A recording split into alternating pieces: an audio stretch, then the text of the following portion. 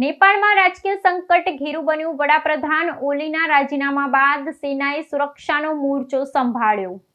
નેપાળમાં વ્યાપક યુવા આંદોલન અને હિંસક પ્રદર્શનોને પગલે વડાપ્રધાન કેપી શર્મા ઓલીએ મંગળવારે રાજીનામું આપી દીધું છે, જેનાથી દેશ ગહન રાજકીય સંકટમાં સપડાઈ ગયો છે।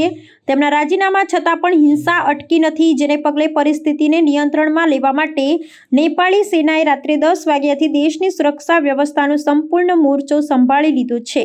સામાજિક માધ્યમો પર પ્રતિબંધ અને ભ્રષ્ટાચારના વિરોધમાં શરૂ થયેલું આ આંદોલન અત્યંત હિંસક બન્યું છે, જેમાં પ્રદર્શનકારીઓએ સંસદ ભવન સહિત અનેક સરકારી ઇમારતો અને રાજકીય નેતાઓના નિવાસસ્થાનોને આગ ચાંપી દીધી છે।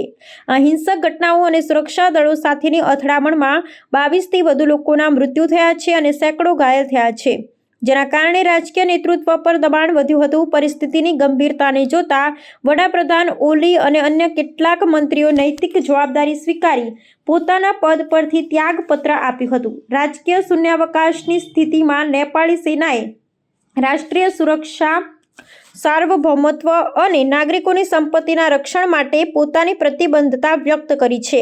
સેનાએ દેશભરમાં ખાસ કરીને રાજધાની કાઠમંડુમાં સૈનિકો તૈનાત કર્યા છે અને લોકોને શાંતિ જાળવવા તથા સંવાદનો માર્ગ અપનાવવા માટે અપીલ કરી છે।